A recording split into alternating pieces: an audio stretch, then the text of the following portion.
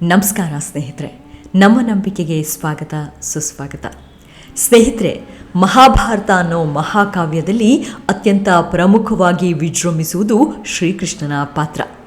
ಇಲ್ಲಿ ಕೃಷ್ಣ ಮಿತ್ರನಾಗಿ, ಪ್ರೇಮಿಯಾಗಿ, ಜ್ಞಾನಿಯಾಗಿ, ಯೋಗಿಯಾಗಿ, ಭೋಗಿಯಾಗಿ, ಸಂಧಾರಕಾರನಾಗಿ, ಸರ್ವಾಂತರಯಾಮಿಯಾಗಿ, ವಿಜ್ಞಾನಿಯಾಗಿ, ಕಡೆಗೆ ದೇವರಾಗಿ ಕೂಡ ಕಾಣಿಸಿಕೊಳ್ಳುತ್ತಾನೆ.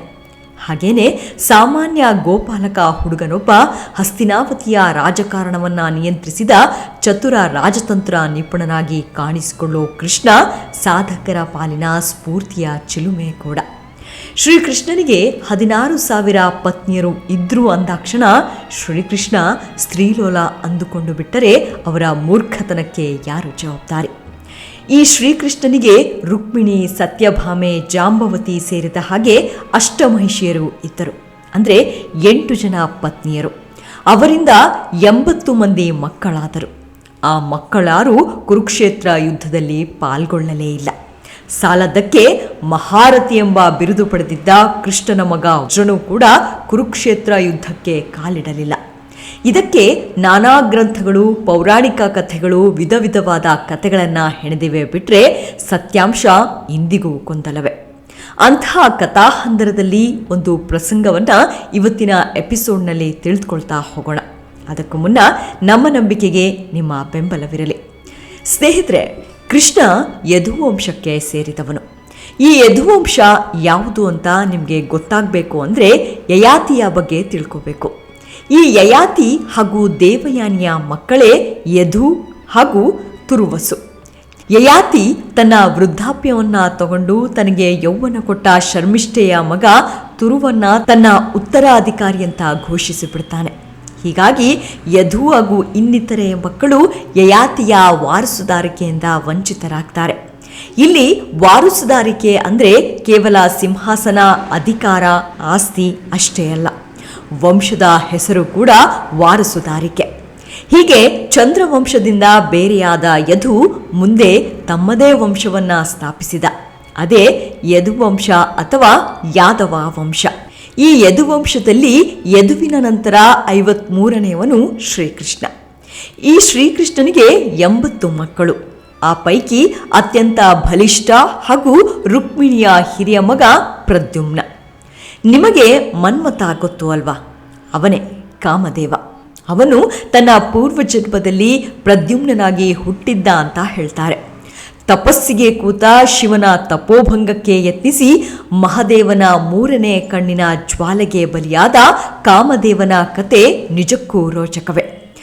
ಕಾಮದೇವ ಭಸ್ಮವಾದ ನಂತರ ಅವನ ಪತ್ನಿ ರತಿದೇವಿ ಪರಶಿವನ ಪಾದಗಳನ್ನು ಕಣ್ಣೀರಲ್ಲಿ ತೊಳೆದು ಬಿಡ್ತಾಳೆ. ತನ್ನಿಡೀ ಕ್ರೋಧವನ್ನ ಜ್ವಾಲೆಯನ್ನಾಗಿಸಿ ಹೊರಹಾಕಿದ ಶಿವ ಕೂಡ ಅಷ್ಟೊತ್ತಿಗೆ ಶಾಂತನಾಗಿದ್ದ. ಹೀಗಾಗಿ ರತಿದೇವಿಗೆ ವರವನ್ನ ಕರುಣಿಸುವ ಶಿವ, ನಿನ್ನ ಗಂಡನಿಗೆ ದೇಹವನ್ನ ಮತ್ತೆ ಕೊಡುವುದಕ್ಕೆ ಸಾಧ್ಯವಿಲ್ಲ, ಆದರೆ ಮುಂದಿನ ಜನ್ಮದಲ್ಲಿ ಅವನು ಶ್ರೀಕೃಷ್ಣನ ಮಗನಾಗಿ ಹುಟ್ಟುತ್ತಾನೆ. ಆಗ ನೀನು ರುಕ್ಮಿಯ ಮಗಳಾಗಿ ಜನಿಸು.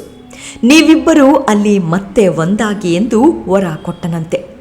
ಆ ವರದ ಪರಿಣಾಮವಾಗಿ ಕಾಮದೇವ ಶ್ರೀಕೃಷ್ಣ ಹಾಗೂ ರುಕ್ಮಿಣಿಯ ಮಗನಾಗಿ ಜನಿಸುತ್ತಾನೆ. ಇಲ್ಲಿ ಇನ್ನೊಂದು ಕಥೆ ಕೂಡ ಇದೆ. ಈ ಪ್ರದ್ಯುಮ್ನ ಮಗುವಾಗಿದ್ದಾಗ ಸಂಬರ ಅನ್ನೋ ರಕ್ಕಸ ಒಬ್ಬ ಈ ಮಗುವನ್ನ ಅಪಹರಣ ಮಾಡುತ್ತಾನೆ. ರಾಕ್ಷಸನ ಮನೆಯಲ್ಲಿ ಬೆಳೆಯುವ ಮಗುವಿಗೆ ಮುಂದೆ ನಾರದನಿಂದ ತನ್ನ ಜನ್ಮ ವೃತ್ತಾಂತ ಗೊತ್ತಾಗುತ್ತೆ. ಅಷ್ಟೊತ್ತಿಗೆ ಬೆಳೆದು ನಿಂತಿದ್ದ ಪ್ರದ್ಯುಮ್ನ ಆ ರಕ್ಕಸನನ್ನ ಕೊಂದು ಅಲ್ಲಿಂದ ಶ್ರೀಕೃಷ್ಣನನ್ನ ಸೇರ್ಕೋತಾನೆ. ಮಹಾಭಾರತದ ಮುನ್ನುಡಿಯಲ್ಲಿ ವ್ಯಾಸೋಚ್ಚಿಷ್ಟಂ ಜಗತ್ಸ್ವರಂ ಅಂತ ಹೇಳಲಾಗಿದೆ. ಅಂದರೆ ಮಹಾಭಾರತದ ನಂತರ ಬರುವ ಪ್ರತಿಯೊಂದು ಸಾಹಿತ್ಯ, ಕತೆ, ಮತ್ತೊಂದು ಮಗದೊಂದು ಎಲ್ಲ ವ್ಯಾಸನ ಎಂಜಲು ಇದ್ದ ಹಾಗೆ ಎಂದು ಅರ್ಥ. ಶ್ರೀಕೃಷ್ಣನ ಈ ಮಗ ಮಹಾಬಲಶಾಲಿ ಹಾಗೂ ಪರಾಕ್ರಮಿಯಾಗಿದ್ದ. ಬಲಿಷ್ಠ ದೇಹ ಹೊಂದಿದ್ದ. ಅಭೇದ್ಯ ಯುದ್ಧ ಕಲೆಗಳನ್ನು, ವ್ಯೂಹ ರಚನೆ ಹಾಗೂ ಭೇದಿಸುವ ವಿದ್ಯೆ ಎಲ್ಲ ಬಲ್ಲವನಾಗಿದ್ದ. ಮುಂದೆ ಅಭಿಮನ್ಯುವಿಗೆ ಹಾಗೂ ಉಪ ಪಾಂಡವರಿಗೂ ಕೂಡ ಯುದ್ಧ ವಿದ್ಯೆಗಳನ್ನು ಕಲಿಸಿದ್ದೇ ಇದೇ ಪ್ರದ್ಯುಮ್ನ. ಆದರೆ ಪ್ರದ್ಯುಮ್ನ ಕುರುಕ್ಷೇತ್ರ ಯುದ್ಧದಲ್ಲಿ ಭಾಗವಹಿಸುವುದಿಲ್ಲ. ಚಕ್ರವ್ಯೂಹವನ್ನು ಭೇದಿಸುವುದು ಹೊತ್ತಿದ್ದ ವೀರರ ಪೈಕಿ ಇವನು ಒಬ್ಬ. ಅವತ್ತು ಆಚಾರ್ಯ ದ್ರೋಣರು ಚಕ್ರವ್ಯೂಹವನ್ನ ರಚಿಸುವಾಗ ಇದು ಯಾರ್ಯಾರಿಗೆ ಗೊತ್ತಿದೆ ಅನ್ನೋದನ್ನೆಲ್ಲ ಗಮನದಲ್ಲಿಟ್ಟುಕೊಂಡೇ ವ್ಯೂಹ ರಚನೆಗೆ ಮುಂದಾಗ್ತಾರೆ. ಚಕ್ರವ್ಯೂಹದ ಬಗ್ಗೆ ಗೊತ್ತಿದ್ದ ಅರ್ಜುನನನ್ನ ಅಲ್ಲಿಂದ ದೂರ ಉಳಿಯುವ ಹಾಗೆ ನೋಡ್ಕೋತಾರೆ.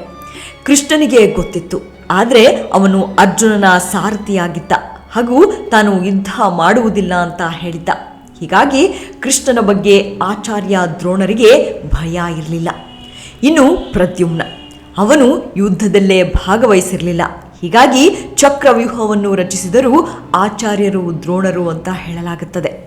ಕುರುಕ್ಷೇತ್ರ ಯುದ್ಧವಾಗುವಾಗ ಪ್ರದ್ಯುಮ್ನ ತನ್ನ ದೊಡ್ಡಪ್ಪ ಬಲರಾಮನ ಜೊತೆಗೂಡಿ ತೀರ್ಥಯಾತ್ರೆಗೆ ಹೋಗಿದ್ದ. ಇದು ಕೂಡ ಶ್ರೀಕೃಷ್ಣನ ಲೀಲೆಯಾಗಿತ್ತು.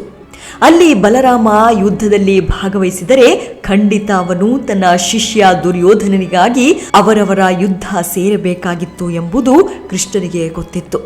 ಅಲ್ಲಿ ವಿನಾಕಾರಣ ಕೃಷ್ಣ ಬಲರಾಮರು ಯುದ್ಧ ಮಾಡೋದು ಬೇಕಿರಲಿಲ್ಲ. ಇನ್ನು ಪ್ರದ್ಯುಮ್ನನಿಗೂ ಆ ಯುದ್ಧಕ್ಕೂ ಯಾವ ಸಂಬಂಧವೂ ಇರಲಿಲ್ಲ. ಹೀಗಾಗಿ ಶ್ರೀಕೃಷ್ಣ ಪ್ರದ್ಯುಮ್ನನನ್ನ ತೀರ್ಥಯಾತ್ರೆಗೆ ಹೋಗುವಂತೆ ನೋಡಿಕೊಳ್ಳುತ್ತಾನೆ.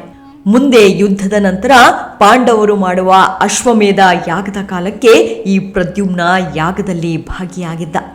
ಅವನು ರುಕ್ಮಿಯ ಮಗಳು ರುಕ್ಮವತಿಯನ್ನ ವಿವಾಹವಾಗುತ್ತಾನೆ. ಈ ರುಕ್ಮವತಿ ಹಿಂದಿನ ಜನ್ಮದಲ್ಲಿ ರತಿದೇವಿಯಾಗಿದ್ದಳು. ಈ ದಂಪತಿಯ ಮಗ ಅನಿರುದ್ಧ. ಅನಿರುದ್ಧ ಅಂದ್ರೆ ಯಾರಿಂದಲೂ ನಿಯಂತ್ರಿಸುವುದಕ್ಕೆ ಸಾಧ್ಯವಾಗದವನು ಎಂದರ್ಥ. ಈ ಅನಿರುದ್ಧ ಥೇಟ್ ಶ್ರೀಕೃಷ್ಣನ ಹಾಗೆ ಇತ್ತನಂತೆ. ಹೀಗಾಗಿ ಆತ ಕೃಷ್ಣಾಂಶ ಸಂಭೂತ ಅಂತ ಹೇಳ್ತಾರೆ. ಇವನು ಬಾಣಾಸುರನ ಮಗಳು ಉಷೆಯನ್ನ ಮದುವೆ ಆಗುತ್ತಾನೆ. ಈ ಬಾಣಾಸುರ ಬಲಿಚಕ್ರವರ್ತಿಯ ಮಗ. ಶ್ರೀಕೃಷ್ಣನ ಮೊಮ್ಮಗ ತನ್ನ ಮಗಳನ್ನ ಪ್ರೀತಿಸಿ ಮದುವೆಯಾದ ವಿಷಯ ಗೊತ್ತಾಗಿ ಬಾಣಾಸುರ ಅನಿರುದ್ಧನನ್ನ ಬಂಧನಕ್ಕೀಡು ಮಾಡ್ತಾನೆ. ಕೃಷ್ಣ ಬಲರಾಮರು ಬಾಣಾಸುರನೊಡನೆ ಯುದ್ಧ ಮಾಡಿ ಅವನ ಮದ ಅಡಗಿಸುತ್ತಾರೆ. ಬಾಣ ಕೃಷ್ಣನಿಗೆ ಶರಣಾಗ್ತಾನೆ. ಮುಂದೆ ದ್ವಾರಕೆಯಲ್ಲಿ ಯಾದವಿ ಕಲಹ ಉಂಟಾದಾಗ ಪ್ರದ್ಯುಮ್ನ ಆ ಕಲಹದಲ್ಲಿ ಉಳಿದು ಯಾದವರ ಜೊತೆಗೆ ದೇಹತ್ಯಾಗ ಮಾಡ್ತಾನೆ. ಋಷಿಗಳ ಶಾಪ ಹಾಗೂ ಯಾದವಿ ಕಲಹದ ಬಗ್ಗೆ ಮೊದಲೇ ಗೊತ್ತಿದ್ದ ಕೃಷ್ಣ ಯಾದವರಿಗೆ ದ್ವಾರಕೆಯಿಂದ ಸೋಮನಾಥಕ್ಕೆ ತೀರ್ಥಯಾತ್ರೆ ಹೋಗುವಂತೆ ತಿಳಿಸುತ್ತಾನೆ. ಮದ್ಯಪಾನದಿಂದ ದೂರ ಇರುವಂತೆ ಕೂಡ ಹೇಳಿದನಂತೆ. ಕೃಷ್ಣನ ಮಾತು ಕೇಳಿದವರಲ್ಲಿ ಬದುಕಿ ಉಳಿದವರ ಪೈಕಿ ಅನಿರುದ್ಧನ ಮಗ ವಜ್ರ ಕೂಡ ಒಬ್ಬ. ವಜ್ರ ಯದುವಂಶದ ಆಡಳಿತವನ್ನ ಮುಂದುವರಿಸುತ್ತಾನೆ. ಇದು ಶ್ರೀಕೃಷ್ಣನ ವಂಶದ ಕತೆ. ಕೃಷ್ಣ ಸರ್ವವ್ಯಾಪಿ, ಭೋಗಿಯೂ ಹೌದು, ಯೋಗಿಯೂ ಹೌದು, ಹಾಗೆ ಬ್ರಹ್ಮಚಾರಿಯೂ ಹೌದು. ಮಹಾಭಾರತ, ರಾಮಾಯಣ, ಭಗವದ್ಗೀತೆಗಳು ಕೇವಲ ಒಂದು ಧರ್ಮಕ್ಕೆ ಸಂಬಂಧಿಸಿದ ಗ್ರಂಥಗಳಲ್ಲ. ಅವು ಇಡೀ ಮನುಕುಲಕ್ಕೆ ಸದಾಕಾಲ ಕಾಡುವ ಜೀವನ ಸೂತ್ರ. ಅಲ್ಲಿ ಪ್ರತಿ ಪಾತ್ರವೂ ಪ್ರತಿ ಘಟನೆಯೂ ಒಂದು ಜ್ಞಾನವನ್ನ, ಬದುಕಿನ ಸೂತ್ರವನ್ನ ನಮಗೆ ಕೊಡುತ್ತವೆ. ಅರ್ಥ ಮಾಡಿಕೊಳ್ಳೋ ಶಕ್ತಿ ನಮಗಿರಬೇಕಷ್ಟೆ. ಮುಂದಿನ ಎಪಿಸೋಡ್ನಲ್ಲಿ ಮತ್ತೆ ಸಿಗೋಣ. ಅಲ್ಲಿಯವರೆಗೂ ನಿಮ್ಮ ಆರೋಗ್ಯದ ಕಡೆ ಗಮನವಿರಲಿ. Take care. ನಮಸ್ಕಾರ.